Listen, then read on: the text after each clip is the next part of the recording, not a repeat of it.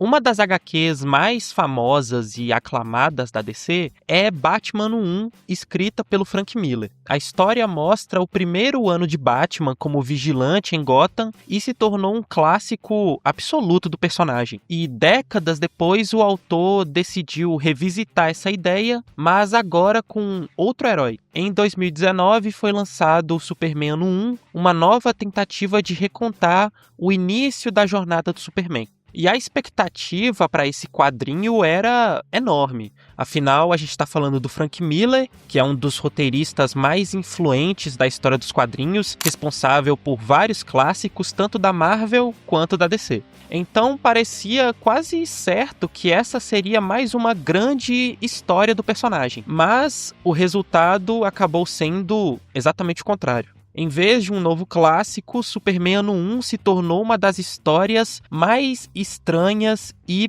bizarras já feitas do Superman. Esse quadrinho faz parte do chamado Millerverso, uma espécie de universo alternativo dentro da DC, onde se passam algumas histórias escritas pelo Frank Miller, como Cavaleiro das Trevas. A história começa com a clássica origem do Homem de Aço. O planeta Krypton, seu mundo natal, está prestes a ser destruído, e seus pais, em uma última tentativa de salvá-lo, colocam o bebê em uma nave e o enviam para outro planeta, a Terra.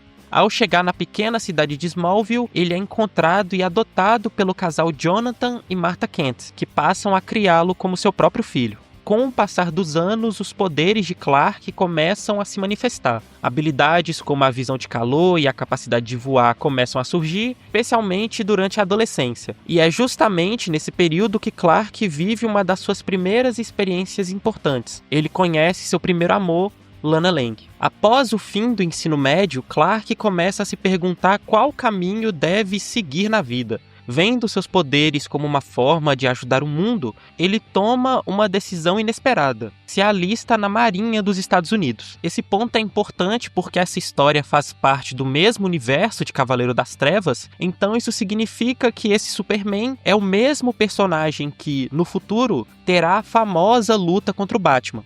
E nesse universo, o conflito entre os dois acontece principalmente por uma discordância ideológica. Enquanto o Batman vê o governo como algo que precisa ser confrontado, o Superman acaba se tornando uma espécie de agente do governo americano. Algo que faz o Batman enxergá-lo quase como um traidor. E é justamente aqui que começa um dos meus principais problemas com a HQ. A história é muito lenta para desenvolver essas ideias. Ela passa páginas e mais páginas mostrando uma origem que praticamente todo mundo já conhece, enquanto enche o começo da trama com vários subacontecimentos que pouco acrescentam à história principal. Além disso, a HQ acaba quebrando completamente o próprio conceito de Ano 1. Em vez de focar apenas no primeiro ano de atividade do Superman, a história mostra vários anos da vida do Clark, enquanto o momento em que ele realmente começa a agir como um herói só acontece bem mais tarde. O que é totalmente diferente da HQ do Batman Ano 1, que é totalmente focado mesmo no primeiro ano dele como herói.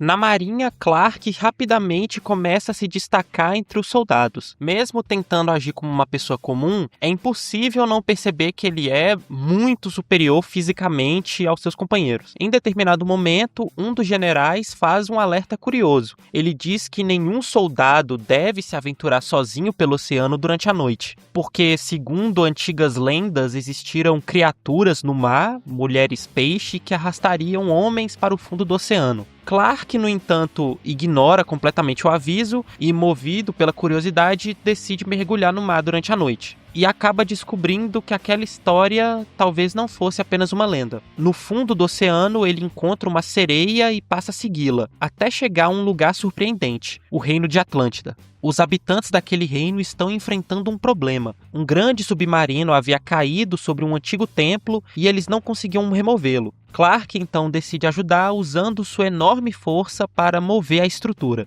O feito deixa todos os atlantes impressionados, especialmente a filha do rei, que demonstra grande interesse por ele. Depois disso, Clark retorna para a base da Marinha, onde uma nova missão precisa ser cumprida. Um grupo de criminosos havia sequestrado um submarino e matado todos os reféns que estavam nele. Clark e sua equipe partem para recuperar a embarcação. E durante o confronto no submarino, ele enfrenta um grande dilema. Ele se recusa a matar os criminosos, mas também não pode usar seus poderes livremente, pois isso revelaria seu segredo para outros soldados. A situação fica ainda mais perigosa quando um dos bandidos lança uma granada dentro do submarino. Para salvar todos ali, Clark corre até o explosivo e segura a granada com as próprias mãos, contendo a explosão e evitando uma tragédia. O gesto salva todos os soldados, mas também chama a atenção de seu comandante. Mesmo com o sucesso da missão, o capitão interpreta a atitude de Clark como um ato de desobediência. Para ele, Clark não seguiu as ordens corretamente durante o combate e, como consequência,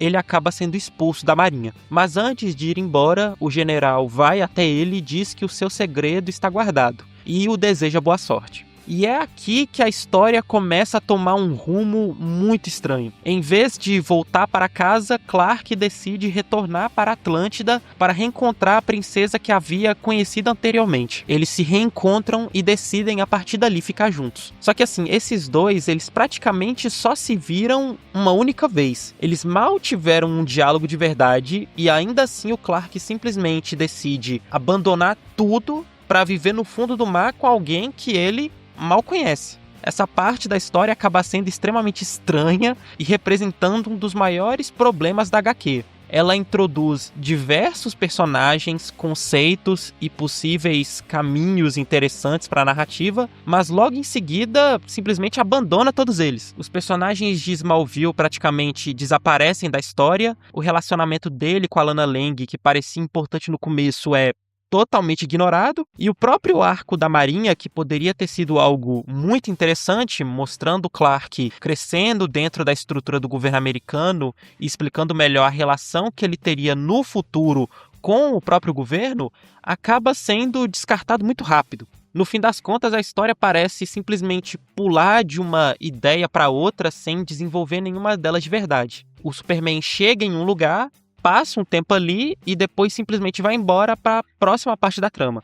Mas enfim, a princesa Laurie diz que para ele ser aceito em Atlântida, ele precisa primeiro encontrar com o rei dos mares, Poseidon. Mas antes de entrar no castelo, Clark utiliza finalmente a roupa que sua mãe Marta havia feito para ele antes de partir.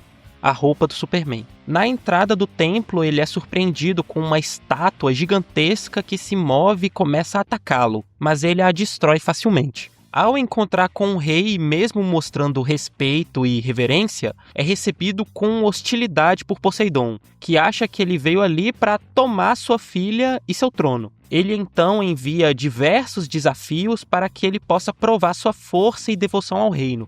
Clark enfrenta enguias elétricas, exércitos marinhos, 2 imensos krakens e derrota todos eles. Poseidon reconhece a força de Superman, sua superioridade e decide deixar seu lugar para Clark. E sim, ele só levantou e foi embora. Os dois nem chegaram a lutar, ele só levantou e foi embora.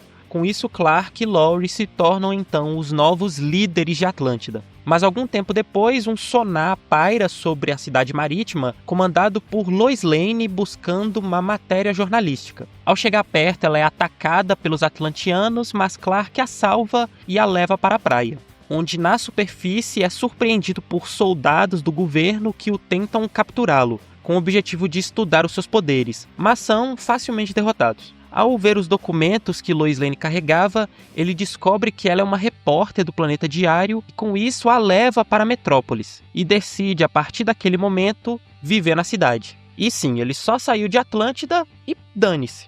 Foram várias e várias páginas para algo que no capítulo seguinte a história simplesmente ignorou. Aqui já dá pra ver que o Frank Miller já tinha atacado o foda-se pra história há muito tempo. Ele devia estar querendo só terminar ela logo e lançar o mais rápido que der, porque ele já devia estar de muito saco cheio de ter que escrever aquilo. Já em Metrópolis, ele finalmente passa a atuar de fato como Superman, chamando rapidamente a atenção da cidade inteira por seus feitos incríveis e principalmente de Lex Luthor. Lex então arma uma situação para atrair o Superman. Ele cria um falso conflito dentro da LexCorp com criminosos fazendo funcionários de reféns. Como esperado, o Homem de Aço aparece para resolver a situação.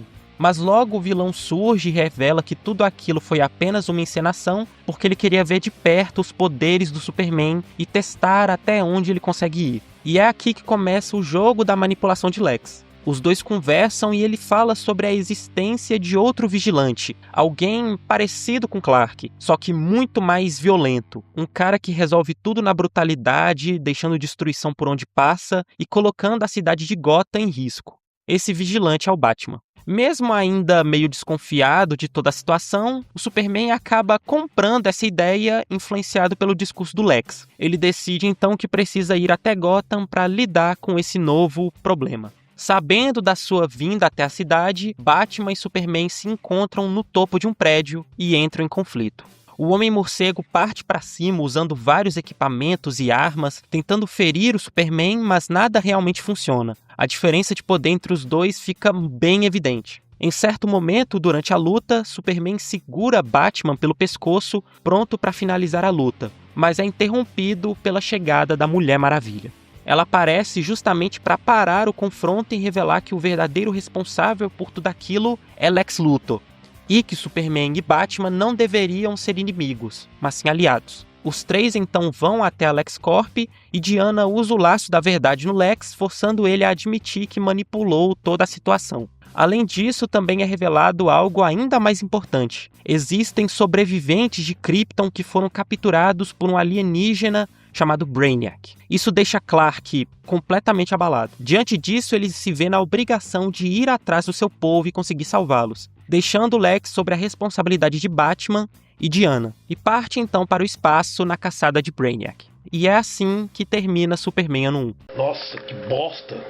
E, na minha opinião, esse final é facilmente a pior parte da HQ. O Frank Miller basicamente joga vários elementos importantes do universo DC de qualquer jeito. Batman aparece do nada, a Mulher Maravilha surge só para resolver o conflito, os três se conhecem e já começam a agir juntos do nada. Tudo isso de forma extremamente apressada e forçada pra caramba. A sensação é que a história não constrói nada de verdade, ela só vai conectando pontos soltos. E esse gancho final com o Brainiac claramente parecendo que foi feito algo para continuar isso em outra história, só que isso nunca vai acontecer e não é difícil de entender o porquê. Se a proposta era mostrar o ano 1 do Superman, a história poderia muito bem começar direto já de Metrópolis. Todo aquele arco de Atlântida, por exemplo, não leva a lugar nenhum e poderia simplesmente não existir. A parte da Marinha até tinha potencial, mas funcionaria muito melhor se fosse usada em flashbacks, em vez de ocupar tanto espaço sem nenhum impacto. No fim, fica a impressão de que o escritor só foi jogando ideias aleatórias, sem uma direção clara, e o resultado é essa narrativa completamente desconexa. E a arte também não ajuda muito. O quadrinho foi desenhado pelo John Romita Jr., que já tem um estilo bem divisivo, muita gente odeia, muita gente gosta, mas aqui, sinceramente, tá muito abaixo. Em vários momentos, a arte mais atrapalha do que ajuda a contar a história. No fim das contas, Superman Ano 1 é uma história que tinha muito potencial, mas acaba se perdendo completamente na execução. A proposta é muito interessante, principalmente vindo do mesmo universo de uma obra-prima que é Cavaleiro das Trevas, mas nada disso é realmente bem desenvolvido. A HQ introduz ideias que não levam a lugar nenhum, cria arcos inteiros que são descartados e força muitas situações que você vê claramente que não faz sentido nenhum. O resultado é uma história, no mínimo, bizarra, para assim dizer. E vindo de alguém como Frank Miller, isso decepciona demais, embora os últimos trabalhos dele, não só dessa HQ, tenham sido sim bastante fracos. Mas bem, essa foi só a minha opinião. Agora eu quero saber de vocês. Vocês acham que essa HQ é realmente tão ruim assim? Ou tem alguma coisa que vocês salvam na história? Comenta aqui embaixo porque eu quero ver a opinião de vocês. E se você curte esse tipo de análise de quadrinhos, principalmente do universo da DC, já se inscreve no canal porque sempre tem vídeo novo por aqui. E é isso, obrigado por assistir.